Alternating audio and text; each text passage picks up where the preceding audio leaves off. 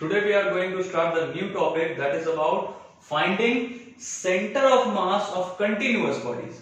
Last video में हमने सीखा था कि सेंटर ऑफ मास क्या है, सेंटर ऑफ मास का इंपॉर्टेंस क्या है, मतलब हम अगर पढ़ रहे हैं इस टॉपिक को तो क्यों पढ़ रहे हैं, इसका काम कहाँ पे है, फिजिक्स में हम कहाँ यूज कर सकते हैं इसे, सेंटर ऑफ मास के बारे में सब कुछ जानने के बाद। और हमने सीखा था कि अगर हमारे पास दो पॉइंट मासेस है, एक पॉइंट मास यहाँ पे ए, दूसरा बी यहाँ पे, दोनों के बीच का सेपरेशन जो कुछ भी है डी एक्स वाई जेड जो कुछ भी है, तो इन दोनों के बीच का सेपरेशन हमें पता है और ये पॉइंट मासेस का मास पता है, तो इनका सेंटर ऑफ मास कहां पे होगा ये भी हमने फाइंड किया।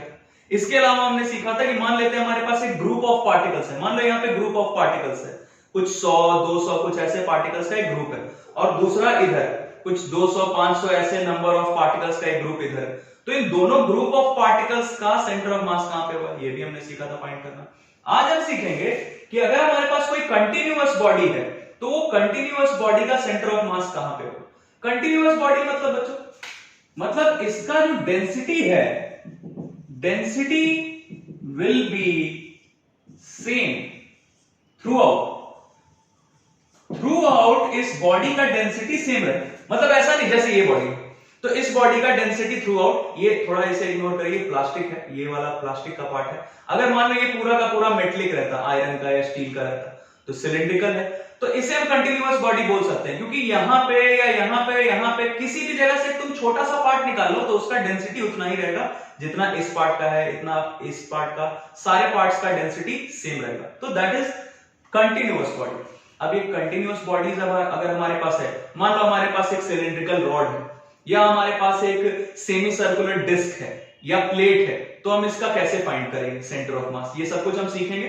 देखते हैं, सबसे पहला हम स्टार्ट करेंगे बच्चों, हाँ इसके पहले एक बार ये रिव्यू कर लें, किसी भी पार्टिकल का जो सिस्टम है हमारे पास 2 4 8 10 100 50 कितने भी, तो सिस्टम ऑफ पार्टिकल्स का सेंटर ऑफ मास फाइंड करना में आता है, ये x कैपिटल X लिखा है, मतलब x coordinate of the centre of मास, ये किसके इक्वल होता है, ये सब हमने सीखा हुआ है। ये कैपिटल M यहाँ पे क्या है, जैसे मान लो हमारे पास 10 नंबर ऑफ पार्टिकल्स, 10 पार्टिकल्स है, तो 10 पार्टिकल्स का जो मास का सम है ये हमारा कैपिटल है, मतलब पूरे के पूरे सिस्टम का मास ले रहा है ये, और ये समेशन mi xi ये क्या है भाई, मान लो ये एग्जांपल ले लेते हैं, हमारे पास 5 पार्टिकल्स है 1 2 3 4 5, तो ये पहले वाले पार्टिकल का मास मान लो m1, इसका ये जो हमारा पहला पार्टिकल है इसका x कोऑर्डिनेट क्या है x1, तो इसके लिए ये मैं बता रहा हूं तुम्हें बस, ये इसका मतलब क्या हो, जैसे m1 x1 plus m2 x2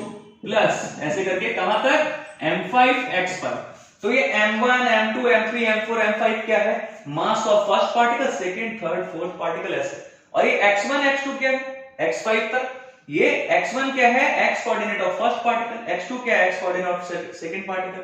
खैर ये सब तो हमने सीखा हुआ है। अब कंटिन्यूअस बॉडी है तो तुम सोचोगे कि सर इसमें तो नंबर ऑफ पार्टिकल्स है, इनफाइनाइट नंबर ऑफ पार्टिकल्स है, तो हम कब तक समेशन करते रहेंगे, ये तो पॉसिबल नहीं है। ऑब्वियसली हमारे पास अगर 10 पार्टिकल्स है, 50 भी है, 100 भी है, तो थोड़ा वक्त लगेगा, हम कर सकते हैं उसे, बट जैसे ये है, या फिर हमारे पास सेमी सर्कुलर डिस्क है या रिंग है, सेमी सर्कुलर रिंग है वायर के शेप में, तो इन सब के लिए फाइंड करने के लिए कब तक हम एडिशन करते रहेंगे, इसके लिए हमारे पास आसान तरीका क्या है, इसीलिए हमने जब फिजिक्स हम स्टार्ट कर रहे थे तो हमने सीखा था इंटीग्रेशन के बारे में। इंटीग्रेशन मतलब समेशन, सिंपल समेशन, हाँ काम हमारा आसान हो जाता है।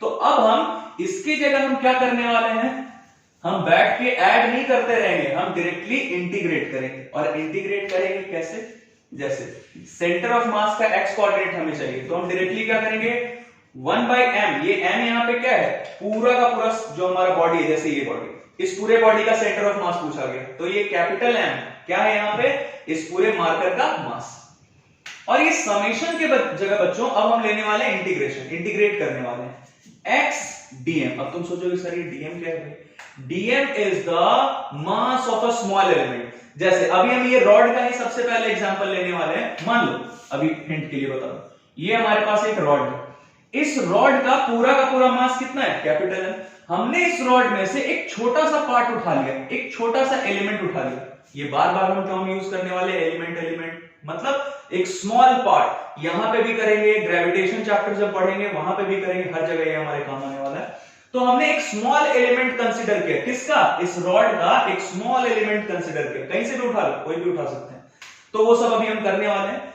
इस स्मॉल एलिमेंट का मास क्या है भाई, dm, और ये स्मॉल एलिमेंट का x कोऑर्डिनेट क्या है, x। अब जरा कंपेयर करना इससे, ये समेशन की जगह इंटीग्रेशन आ गया, और अब हम ith पार्टिकल के बारे में बात नहीं कर रहे हैं। ith पार्टिकल मतलब first particle, second particle, third particle, ऐसे करके, वो हम नहीं करने वाले। हम क्या करेंगे, अब इस पूरे रॉड में से कहीं से भी एक छोटा सा पार्ट उठा लिया, छोटा सा एलिमेंट उठा लिया, उस एलिमेंट का x कोऑर्डिनेट है, ये x यहां पे क्या रिप्रेजेंट करता है, इस छोटे से एलिमेंट का x कोऑर्डिनेट।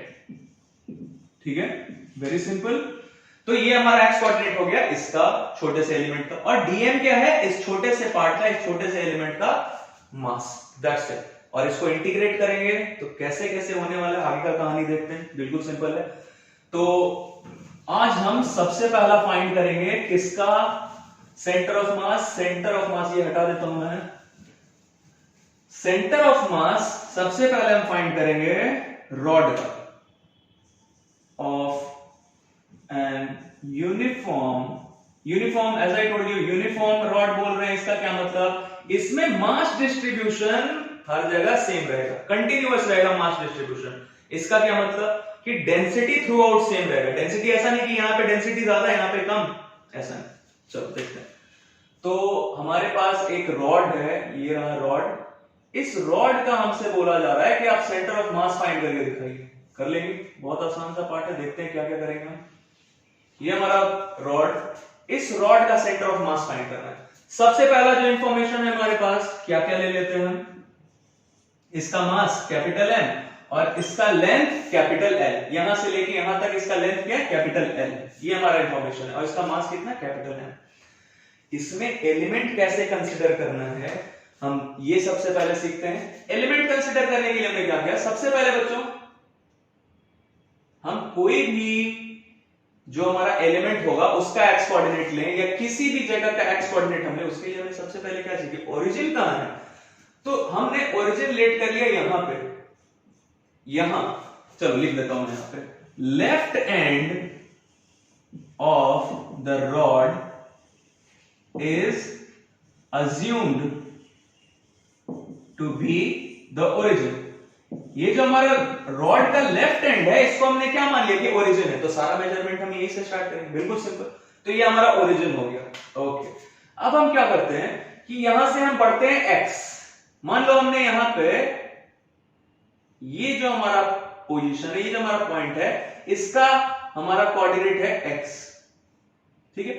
और यहां से यहां तक, ध्यान देना, यहां से यहां तक का कोऑर्डिनेट है x, और यहां से यहां तक का है x plus dx। Very simple, क्योंकि हम ओरिजिन से सब कुछ मेजरमेंट स्टार्ट करेंगे। तो ये जो हमारा पॉइंट है, ये जो हमारा पोजीशन है, इसका x कोऑर्डिनेट क्या हमने लेट कर लिया x, और यहां का जो x कोऑर्डिनेट है, ये हमारा क्या है, x प्लस dx, मतलब थोड़ा सा बढ़ गया। तुम्हें समझ में आ रहा होगा, मतलब यहां x और यहां का कोऑर्डिनेट क्या है, x प्लस dx, मतलब ये जो हमारा लेंथ है, ये क्या होने वाला है, dx होगा क्या। dx मतलब बहुत छोटा सा हम लेंथ ले रहे हैं, क्योंकि हमारा जो एलिमेंट हम कंसीडर करते हैं वो स्मॉल होना चाहिए, बहुत छोटा। तो ये जो हमारा लेंथ है, ये जो हमने एलिमेंट कंसीडर किया, इसका लेंथ क्या हो गया, यहां तक का x है कोऑर्डिनेट, और यहां का कोऑर्डिनेट क्या है, x प्लस dx, मतलब इसका लेंथ क्या हो गया हमारा, dx हो गया क्या। वेरी सिंपल, मतलब जो हमने एलिमेंट कंसीडर किया है उसका लेंथ कितना है, dx है, दैट्स इट। यही काम करना था बस हमें।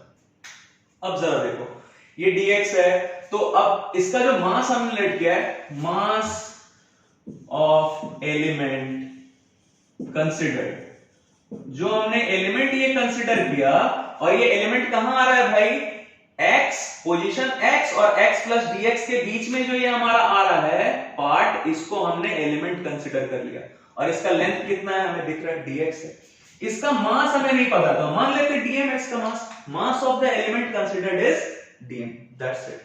तो ये रहा हमारा ओरिजिन, और ये जो हमारा x एक्सिस हम किधर लेंगे भाई, सिंपली हमें दिख रहा है कि जो हमारा लेंथ है, रॉड का जो लेंथ है, इसी के अलावा हमने क्या ले लिया, x एक्सिस। चलो ऐसे मार्क कर देता हूं, ये जो हमारा रॉड का लेंथ है, इसी के अलावा हमने क्या ले लिया, x एक्सिस, दैट्स इट।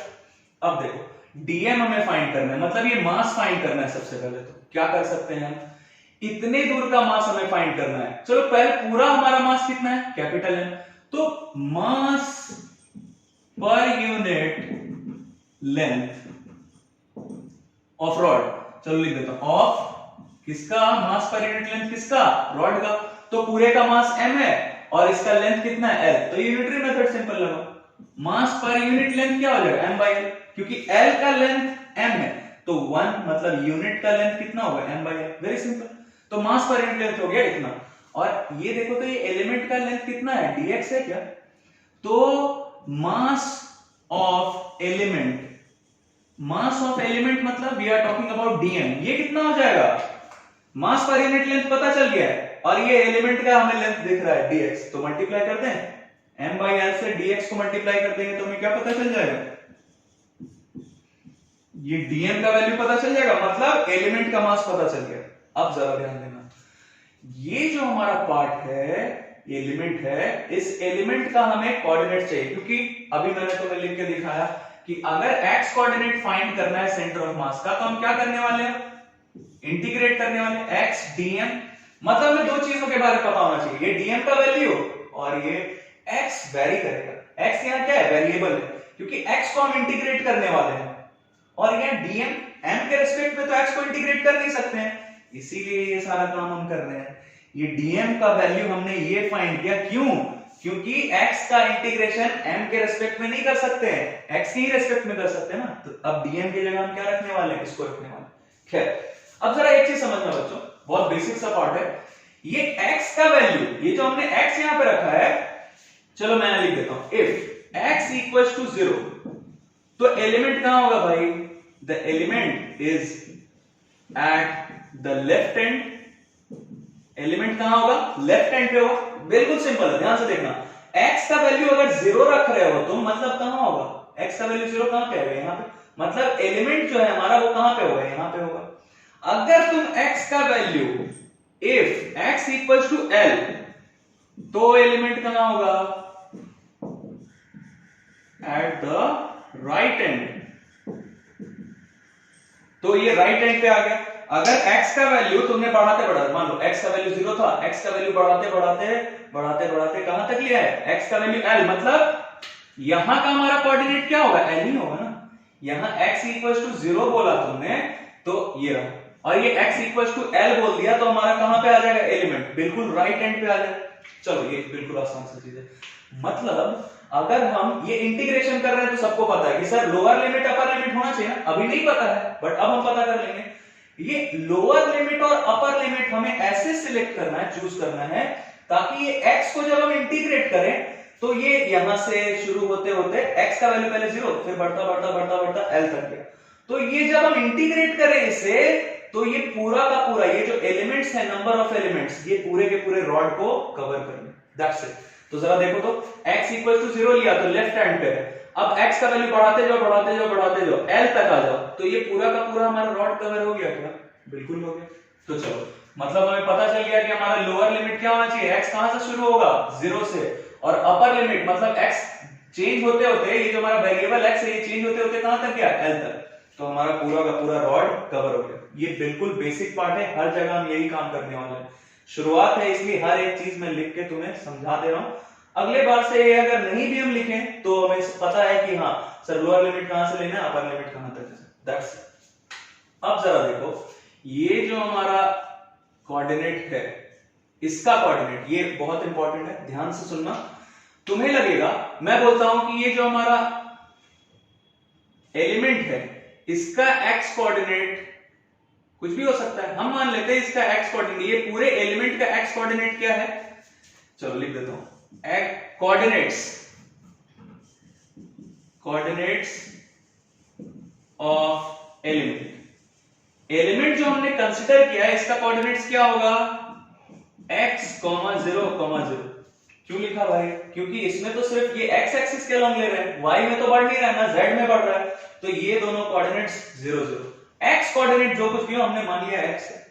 अब तुम सोचोगे कि सर यहां का तो कोऑर्डिनेट आपने x बोला समझ में आता है, यहां का कोऑर्डिनेट हमारा क्या था, x था ना, और यहां का क्या था, x प्लस dx, तो यहां का तो कोऑर्डिनेट x आपने बोला समझ में आ गया, बट ये पूरे एलिमेंट का हमारा जो कोऑर्डिनेट है वो x कैसे हो सकता है सर, थोड़ा सा डिफर करेगा। जैसे मान लो अगर तुम यहां का ये वाला पार्ट का बात करें तो यहां का x कोऑर्डिनेट थोड़ा सा तो ज्यादा होगा ही, बट यहां अगर यहां का भी x कोऑर्डिनेट बोले तो ये भी थोड़ा सा ज्यादा होगा x से, बट ये हमारा जो dx ये खुद ही बहुत छोटा वैल्यू, dx बहुत छोटा वैल्यू, बहुत छोटा लेंथ है, तो इसीलिए ये जो डिफरेंस है, मैं लिख देता हूं, the different points of the element will differ, yeah, the coordinates of the different points या different parts of the element will differ, but infinitesimally, मतलब बहुत छोटा होगा ये, infinitesimally मतलब हम इसे इग्नोर कर सकते हैं, वेरी स्मॉल, बहुत छोटा है तो हम इसे इग्नोर कर सकते हैं। मतलब यहां का जो x कोऑर्डिनेट है हमारा लेफ्ट हैंड, ये जो एलिमेंट का लेफ्ट हैंड है, इसका x कोऑर्डिनेट को हमने मान लिया कि क्या, ये पूरे एलिमेंट का x कोऑर्डिनेट है, क्योंकि वैरी करेगा, यहां का कुछ और होगा, यहां का कुछ और होगा, पर बहुत कम डिफर करेगा, तो हम इसको नेग्लेक्ट कर देते हैं। हमने क्या मान लिया कि हमारा कोऑर्डिनेट्स ऑफ एलिमेंट क्या है, कोऑर्डिनेट ऑफ एलिमेंट है x, 0, 0, मतलब ये जो लेफ्ट हैंड है, एलिमेंट का जो लेफ्ट हैंड है वो कोऑर्डिनेट हमारा x था, तो हमने मान लिया कि पूरे एलिमेंट का हमारा कोऑर्डिनेट क्या है, x है। ठीक है, चलो आगे बढ़ते हैं। अब हम इंटीग्रेशन पे आते हैं कि हमें इंटीग्रेट कहां से कहां करना है भाई।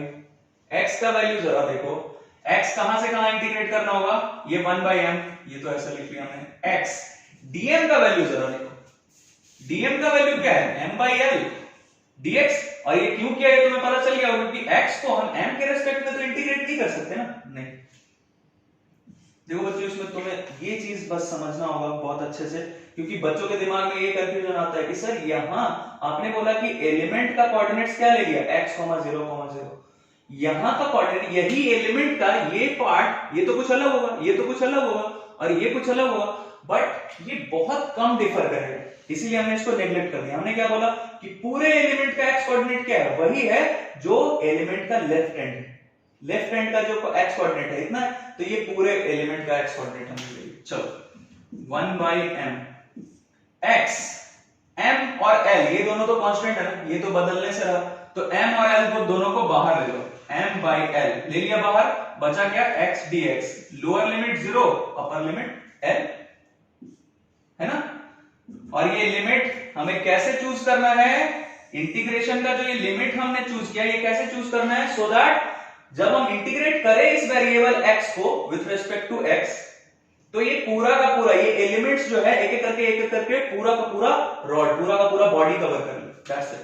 अब जरा देखो, m कैंसिल, बचा क्या, 1/l, इसको x को x के रिस्पेक्ट में, dx के रिस्पेक्ट में तुमने किया इंटीग्रेट, तो ये क्या हुआ, x²/2, ये हुआ ना, x²/2 इंटीग्रेशन के बाद, और l lower limit 0, upper limit l। चलो ये वाला पार्ट हम थोड़ा हटाते हैं, जिन्हें भी कॉपी करना हो वो वीडियो को पॉज करके कॉपी कर सकते हैं। एक एक चीज जो तुम्हें समझना है, जो बिल्कुल इंपॉर्टेंट है तुम्हारे सेंटर ऑफ मास के कॉन्सेप्ट के लिए, मैंने यहाँ पे बता दिया और लिख भी दिया, ताकि तुम इसे अपने रिकॉर्ड में रख सको। ये क्या हो गया, 1/l, x², अब x की जगह रखो l, तो ये क्या हो गया, l²/2, माइनस का साइन दिया, अब ये 0 रखा इसकी जगह, तो पूरा 0 ही हो गया, क्या हो गया ये देखो तो, l/2, मतलब x कोऑर्डिनेट, सेंटर ऑफ मास का x कोऑर्डिनेट आ गया l/2, y कोऑर्डिनेट तो खुद ही 0 हो जाएगा, क्योंकि हम ऊपर बढ़ नहीं रहे हैं, नीचे बढ़ नहीं रहे हैं, z कोऑर्डिनेट भी हमारा 0 हो गया, तो y कोऑर्डिनेट, चलो एक लाइन में लिख देता हूं, y कोऑर्डिनेट, सेंटर ऑफ मास का y कोऑर्डिनेट फाइंड करने के लिए तुम क्या करोगे, 1/m y dm, यही करोगे ना। तो y कोऑर्डिनेट यहां क्या है, जरा देखो तो, हम ऊपर नीचे कहीं नहीं जा रहे हैं, x एक्सिस पे मूव कर रहे हैं, तो पूरे के पूरे x एक्सिस में, यहां रहो, यहां कहीं भी, हर जगह y कोऑर्डिनेट क्या है, 0, ये तो खुद ही 0 हो गया, 0 into dm 0, और इसका इंटीग्रेशन 0, दैट्स इट। तो ये हमारा y कोऑर्डिनेट, सेंटर ऑफ मास का y कोऑर्डिनेट क्या हो गया, 0, वैसे ही z कोऑर्डिनेट भी 0 हो जाएगा। तो हमारा ये जो सेंटर ऑफ मास का कोऑर्डिनेट्स है, कोऑर्डिनेट्स क्या आया सेंटर ऑफ मास का, चलो पूरा लिख देता हूं अभी मैं, सेंटर ऑफ मास कहां पे है भाई, इसका लोकेशन कहां पे है, इसका कोऑर्डिनेट्स क्या हो गया, l/2, 0, 0, दैट्स इट। तो इट वाज वेरी सिंपल, ये बिल्कुल बेसिक पार्ट है, ये हमने पहला एग्जांपल लिया है, यूनिफॉर्म रॉड, ये हो सकता है तुम्हारे स्कूल एग्जाम्स में, तुम्हारे बोर्ड्स में पूछा जाए। कंपटीशन लेवल में इसमें हमने जो ये सब कुछ सीखा है कि ये एलिमेंट कैसे हमें कंसीडर करना है, लोअर लिमिट अपर लिमिट कहां से कहां तक हम ले सकते हैं, ये सब हमें सीखना जरूरी था, क्योंकि उसमें कंपटीशन लेवल में हमें डायरेक्टली ये क्वेश्चन नहीं दिया जाएगा, बट जो कॉन्सेप्ट हमने इसमें डेवलप किया वो हमारे बहुत ज्यादा काम आएगा। ठीक, इसके बाद और भी एग्जांपल्स है वो हम देखते हैं। जैसे कि एक वायर अगर है, वायर अगर सेमी सर्कुलर वायर है हमारा, या फिर उसकी जगह हम ये भी टर्म यूज कर सकते हैं सेमी सर्कुलर रिंग अगर हमारे पास, दोनों का एक ही मतलब है। ये जो हमारा वायर है, पतला सा वायर है, तो अगर सेमी सर्कुलर वायर बोला जाए या सेमी सर्कुलर रिंग बोला जाए, डोंट बी कंफ्यूज, दोनों एक ही मतलब है। कंफ्यूज करने के लिए वायर और रिंग का टर्म हम यूज कर रहे हैं। तो उसका सेंटर ऑफ मास हम कैसे फाइंड करेंगे वो भी हमें सीखना है, देखते हैं। अब centre of mass of uniform semi circular wire हमें फाइंड करना है। तो here we have the semi circular wire. मान लेते हैं इस सेमी सर्कुलर वायर का मास है कैपिटल M, और ऑब्वियसली सेमी सर्कुलर है या सर्कुलर होता तो इसका कुछ ना कुछ रेडियस होगा। तो मान लेते हैं इसका रेडियस हमारे पास है कैपिटल R। ये रहा इसका सेंटर, ये हमारा सेमी सर्कुलर वायर का ये सेंटर रहा। मान लो यहां से तुमने एक रेडियस ड्रॉ कर लिया, ये रेडियस इसका कितना है सेमी सर्कुलर वायर का, कैपिटल R, और इसका मास कैपिटल M है। अब हमें चाहिए क्या, एक्स एक्सिस चाहिए और वाई एक्सिस चाहिए, क्योंकि लास्ट वाले में हमने अभी जो किया उसमें हमें सिर्फ एक्स एक्सिस का जरूरत पड़ा, बिकॉज हमने ये जो हमारा लेंथ ऑफ रॉड था उसी के अलावा हमने एक्स एक्सिस से लिया, और वाई एक्सिस का कोई कॉन्सेप्ट ही नहीं था उसमें। बट इसमें एक्स एक्सिस और वाई एक्सिस दोनों इन्वॉल्व होंगे, क्योंकि ये एक्स, ये 2 डायमेंशनल हमें दिख रहा है, 2 डायमेंशनल है या नहीं, ये हमारा एक्स एक्सिस, और अगर इस डायरेक्शन में हमें मेजरमेंट करना है तो it will be along Y axis. तो इसमें दोनों डायमेंशंस हमारे आएंगे। ऑब्वियसली यू नो दैट कि वाई एक्सिस क्या होगा भाई, ये इसके परपेंडिकुलर होगा एक्स एक्सिस के। ये रहा हमारा एक्स एक्सिस। एक्स एक्सिस किसके अलोंग है, ये जो लाइन हमारा, ये सेमी सर्कुलर वायर का ये एक एंड, ये लेफ्ट एंड, ये राइट एंड, इन दोनों एंड्स को जो ज्वाइन कर रहा है, this is our X axis, और एक्स एक्सिस के परपेंडिकुलर हमने ये ड्रॉ कर लिया, this is the Y axis. तो ये वाई एक्सिस कहां पे आएगा, in the plane of the wire, that's it. अब जरा देखो, ये जो हमारा सेंटर था इसका, सेमी सर्कुलर वायर का जो सेंटर है O, इसको हमने क्या ले लिया, ये हमारा ओरिजिन है। ओरिजिन का बहुत जरूरत है क्योंकि सारा मेजरमेंट हम यहीं से स्टार्ट करने वाले हैं। तो ये सेंटर जो है हमारा सेमी सर्कुलर वायर का, इसको हमने मान लिया कि हमारा ओरिजिन है, और ये लाइन जो इन दोनों एंड्स को ज्वाइन कर रहा है वायर के, ये हमारा एक्स एक्सिस, ये वाई एक्सिस, दैट्स इट। अब बच्चों सबसे पहला पार्ट ये आएगा इसमें कि हम एलिमेंट कैसे मानेंगे। सर एलिमेंट हम कैसे लेट करेंगे, कौन सा एलिमेंट हमें लेना है। एलिमेंट ऐसा हमें सिलेक्ट करना होगा, चूज करना होगा, ताकि एलिमेंट अगर हम बदलते जाएं, वैरी करते जाएं, तो इंटीग्रेट करने के बाद तो पूरा का पूरा हमारा ये सेमी सर्कुलर वायर कवर हो जाए, जैसे कि हमने रॉड में देखा, दैट्स इट। तो पहले हम एलिमेंट कंसीडर करते हैं कि एलिमेंट कौन सा होगा। तो ये एक रेडियस हमने ड्रॉ किया हुआ है, मान लो ये रेडियस, ये इस एक्स एक्सिस के साथ थीटा एंगल बनाता है, इमेजिन करना है। अब इस रेडियस को तुम जरा घुमाओ, इसको यहां से और रोटेट करो, ऐसे रोटेट करते हैं। यहां तक रेडियस था, तो ये रेडियस थीटा एंगल बना रहा है एक्स एक्सिस के साथ। इसी रेडियस को थोड़ा और रोटेट करते हैं ऐसे।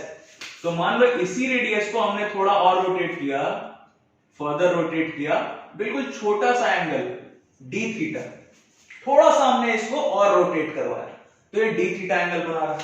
ऑब्वियसली ये रेडियस है तो ये भी रेडियस होगा, ये भी तो रेडियस ही होगा, आर लिख देता हूं। चलो अब हमें ये देखना है कि हमारा एलिमेंट कौन सा है। समझना, ये रेडियस और इस रेडियस को हमने घुमा के और रोटेट करके यहां तक लाया, इन दोनों रेडियस के बीच में ये जो हमारा पार्ट है, ये जो आर्क बोल सकते हो, ये जो हमारा पार्ट है, ये हम एलिमेंट कंसीडर करेंगे। तुम्हें दिख रहा है ये वायर है, तो वायर पे एलिमेंट हम कहीं पे भी ले सकते थे, बस ऐसा लेना है कि उसको जब हम चेंज करते जाएं, एलिमेंट को वैरी करते जाएं, तो हमारा पूरा का पूरा ये वायर कवर हो जाए। तो ये रहा हमारा एलिमेंट। एलिमेंट कौन सा है, ये वाला पार्ट हमारा एलिमेंट है। ये इन दोनों रेडियस के बीच में ये जो हमारा पार्ट आ रहा है, यही हमारा क्या है, element. This is our element, लिख देता हूं। अब रहा बात ये कि इस एलिमेंट का लेंथ क्या होगा। लेंथ सबको पता है कि लेंथ क्या होता है भाई, अगर ये हमारा रेडियस है और ये एंगल हमें पता है डी थीटा, तो ये आर्क का लेंथ कितना हो जाएगा बच्चों, यहां लिख देता हूं, आर्क का लेंथ कितना हो जाएगा, आर डी थीटा। ठीक है, बिल्कुल सिंपल। तो ये आर्क का लेंथ हमें भी जरूरत पड़ने वाला है, इसलिए हमने ये आर्क का लेंथ पहले ही लिख लिया। ये एलिमेंट का लेंथ कितना है, लिख देता हूं मैं यहां पे, लेंथ ऑफ एलिमेंट कितना है, आर डी थीटा। एक सिंपल मैथमेटिक्स है।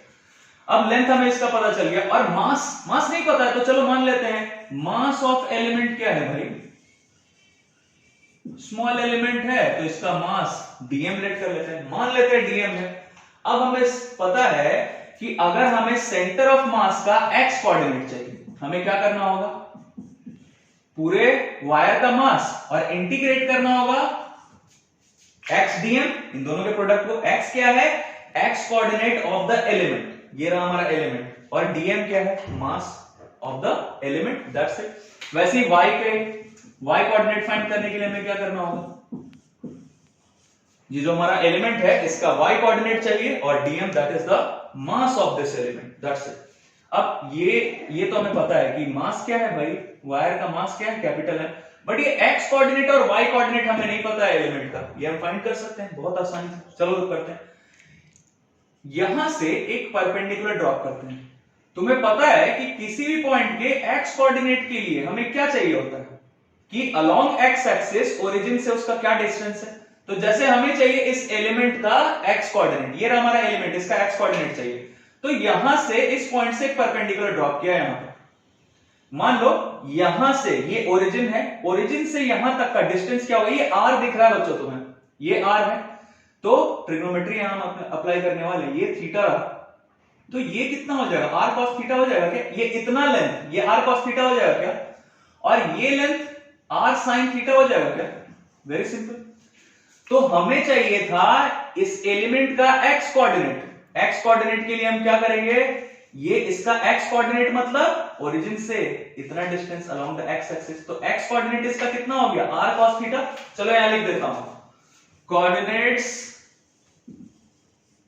ऑफ एलिमेंट क्या हो गया, एलिमेंट का कोऑर्डिनेट्स क्या क्या हो गया, आर कॉस थीटा, ये हो गया हमारा एक्स कोऑर्डिनेट, इसका एक्स कोऑर्डिनेट क्या हो जाएगा, R cos theta, comma Y coordinate क्या होगा, वाई कोऑर्डिनेट के लिए हम क्या करते हैं, इसके वाई कोऑर्डिनेट के लिए क्या करोगे, ओरिजिन से वाई डायरेक्शन में, पॉजिटिव वाई डायरेक्शन में बढ़ोगे।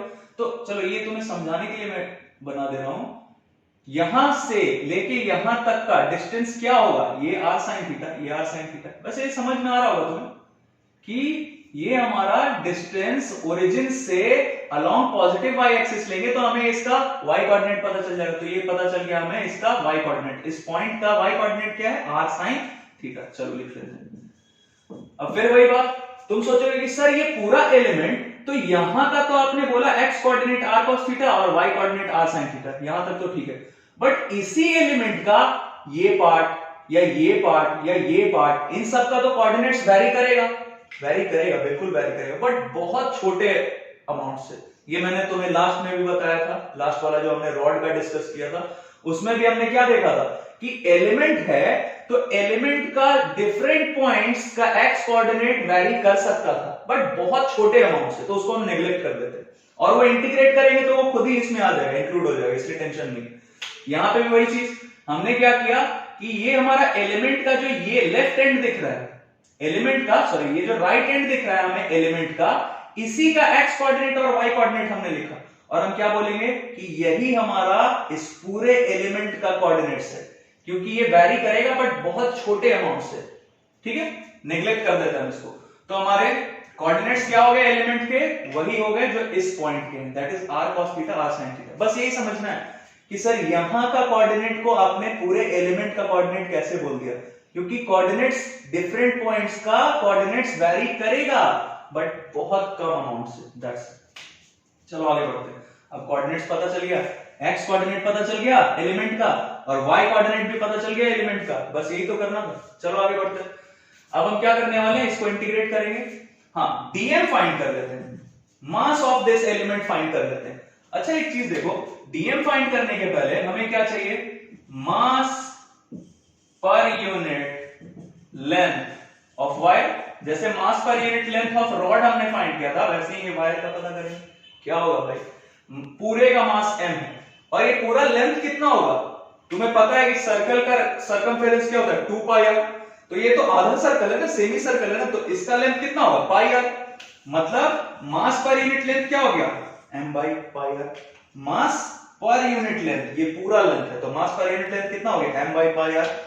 तो dm का लेंथ कितना होगा मास of element, that is dm, dm कितना हो जाएगा, ये हमने एलिमेंट का जो लेंथ है हमें पता है r d थीटा, इसी के लिए तो ये पहले ही फाइंड कर लिया था, तो ये कितना हो गया m by pi R d r d theta r d theta, ये r r बच्चों यहां से कैंसिल हो गया, तुम्हें दिख रहा होगा क्या बचा m by pi d theta, that's it.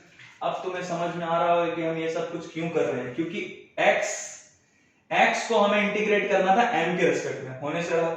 हाँ, अब हमने क्या किया, x कोऑर्डिनेट हमने फाइंड कर लिया r cos थीटा, x की जगह रखेंगे r cos थीटा, और dm ये भी किसके टर्म्स में आ गया d थीटा के टर्म्स में, तो अब हम r cos थीटा को थीटा के टर्म्स में इंटीग्रेट कर सकते हैं, थीटा के रिस्पेक्ट में इंटीग्रेट कर सकते हैं, सॉरी। चलो आगे बढ़ते हैं। एक चीज और,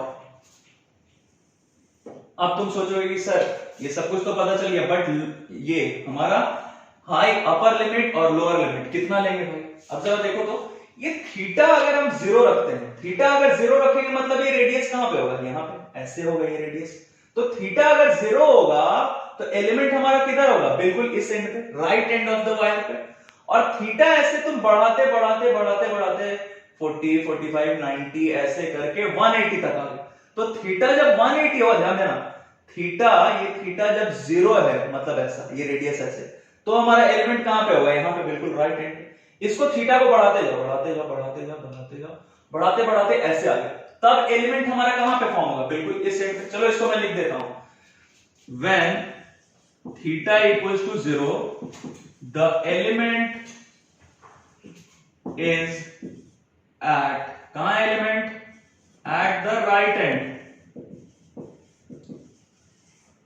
and when theta equals to 180 element कहां है, element is at left hand, बिल्कुल सिंपल। मतलब थीटा को हम बदलते गए 0 से बदलते बदलते 180 कर दिया, तो ये हमारा एलिमेंट जो है, जितने भी एलिमेंट्स होंगे, थीटा 0 है तो राइट हैंड पे, थीटा 180 है तो लेफ्ट हैंड पे, तो ये सारे एलिमेंट्स मिलके पूरे के पूरे वायर को कवर कर लेंगे क्या, मतलब हमें लोअर लिमिट मिल गया 0 और अपर लिमिट भी मिल गया 180 डिग्री। चलो अब आगे का काम करते हैं, इस पे आते हैं। अब हम इसको इंटीग्रेट करने वाले हैं, क्या करेंगे, इंटीग्रेट करने के लिए सेंटर ऑफ मास का x कोऑर्डिनेट चाहिए हमें, 1 by capital M, x coordinate रखो, एलिमेंट का x कोऑर्डिनेट रखो, ये ध्यान रखना बच्चों, हर जगह में यही काम करने वाले, रॉड हो, वायर हो, प्लेट हो, कुछ भी हो, we need only 2 things, mass of the element, जो हमने एलिमेंट कंसीडर किया उसका मास और उसका x कोऑर्डिनेट, और फिर इंटीग्रेट करते चलते हैं, वैसे ही y कोऑर्डिनेट और मास इंटीग्रेट करते चले जाएंगे। चलो x कोऑर्डिनेट रखो, r cos थीटा, dm का वैल्यू क्या है, यहां से हमने फाइंड कर लिया, और क्यों फाइंड किया तुम्हें दिख रहा होगा, क्योंकि हमें r cos थीटा को इंटीग्रेट करना था, तो हमें m के रिस्पेक्ट में नहीं कर सकते थे, इसलिए dm का वैल्यू हमने ये फाइंड कर लिया, लिख लिया। अब ये आ गया d थीटा, देखो cos थीटा को हम थीटा के रिस्पेक्ट में इंटीग्रेट कर सकते हैं, बिल्कुल। जितना भी कांस्टेंट टर्म्स दिख रहा है सबको बाहर ले लो, क्या क्या कांस्टेंट दिख रहा है, r कांस्टेंट है बाहर ले लो, m कांस्टेंट है इसको भी बाहर ले लो, m को बाहर ले लो, ठीक, ये पाई हमारा कांस्टेंट है इसको भी बाहर ले लो, बचा क्या r cos, सॉरी बचा क्या cos theta d theta, that's it. हाँ, लोअर लिमिट कहां है जरा देखो तो, cos थीटा को इंटीग्रेट करना है थीटा के रिस्पेक्ट में, थीटा कहां से कहां तक जा रहा है, थीटा 0 से 180 तक बढ़ता हुआ चला गया, मतलब लोअर लिमिट 0 और upper limit 180 degree, it's very simple, upper limit 180 degree और lower limit 0 degree, that's it. जिन लोगों को भी कॉपी करना हो वो यहां से वीडियो पॉज करके कॉपी कर सकते हैं। अब ये m और m तो हमारा कैंसिल हो गया, दिख रहा है तुम्हें, तो बचा क्या यहां से हमारे पास r बाई पाई, और cos थीटा का इंटीग्रेशन क्या होता है बच्चों, sin थीटा, लोअर लिमिट हमें पता है 180 डिग्री और upper limit, sorry lower limit 0 degree और upper limit 180 degree, sin theta sin 180 का वैल्यू 0 माइनस साइन 0 डिग्री का वैल्यू भी 0। क्या हो गया ये देखो तो 0 हो गया क्या? मतलब x कोऑर्डिनेट सेंटर ऑफ मास का x कोऑर्डिनेट हमारा क्या आ गया? 0 आ गया। बट y कोऑर्डिनेट भी तो पता करना होगा। z कोऑर्डिनेट हमें इसमें पता नहीं करना है, क्योंकि ये जो हमारा सेमी सर्कुलर वायर है ये x एक्सिस और y एक्सिस से रिलेटेड है। इसमें ये सिर्फ xy प्लेन में लाई कर रहा है, z एक्सिस का कोई भी इसमें जरूरत नहीं है। अब देखो तो y coordinate of centre of मास के लिए क्या करोगे? 1/m। y कोऑर्डिनेट क्या था? ये इसका एलिमेंट का y कोऑर्डिनेट क्या था? r sin theta. चलो r sin थीटा। dm का वैल्यू हमने क्या रखा था? m/pi d theta. अब देखो फिर से वही काम, जितना कांस्टेंट है सबको बाहर ले लो, r m/pi, ये सब बाहर आ गया, बचा क्या? sin theta d theta. m तो कैंसिल हो गया बच्चों, r/pi। sin थीटा का इंटीग्रेशन, अगर यहां चलो sin थीटा का इंटीग्रेशन तुम्हें पता है, that is minus cos theta. अगर माइनस sin थीटा रहता तो डायरेक्टली तुम cos थीटा कर देते, ये सब तुम्हें पता होगा क्योंकि डिफरेंशिएशन का जस्ट उल्टा है। अगर cos थीटा का डिफरेंशिएशन बोला जाए तो माइनस sin थीटा, तो माइनस sin थीटा का इंटीग्रेशन cos थीटा हो जाता है, बट यहां sin थीटा है तो इसका इंटीग्रेशन क्या हो जाएगा? Minus cos theta. चलो लिख लेते हैं माइनस cos थीटा। फिर वही बात, लोअर लिमिट 0, अपर लिमिट 180 डिग्री। तो यहां पे क्या हो गया हमारा? इसको यहां पे मेंशन कर देते हैं, लोअर लिमिट 0, अपर लिमिट 180 डिग्री। तो ये कितना हो गया? माइनस cos थीटा 180 डिग्री और ये 0 डिग्री। चलो वैल्यू रखते हैं, क्या हो गया? ये माइनस तुम बाहर निकाल सकते हो, चलो इसको बाहर कर लो, ये इधर कर रहा हूं मैं, y कोऑर्डिनेट फाइंड कर रहे हैं हम। क्या हो गया? माइनस r/pi, ये माइनस हमने बाहर ले लिया, बाहर खींच लिया इसको। क्या हो गया? cos 180 degree minus cos 180 degree minus cos 0 degree. देखो तो बच्चों, माइनस r/pi, cos 180 डिग्री क्या होता है? माइनस 1 होता है। ये सारा तो हमने क्लास 10th में भी पढ़ा होगा। cos 180 degree minus 1 minus cos 0 degree क्या होता है? 1।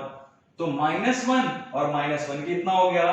-2, और बाहर एक माइनस है पहले से, तो ये क्या हो गया? 2r/pi। तो y कोऑर्डिनेट हमारा सेंटर ऑफ मास का इतना आ गया। तो हमें पता चल गया कि इस सेमी सर्कुलर वायर का सेंटर ऑफ मास कहां पे लोकेटेड है। सेंटर ऑफ मास कहां पे लोकेटेड है? चलो लिख लेते हैं, कोऑर्डिनेट्स ऑफ सेंटर ऑफ मास मैं यहां पे लिखता हूं, सेंटर ऑफ मास का कोऑर्डिनेट्स क्या है?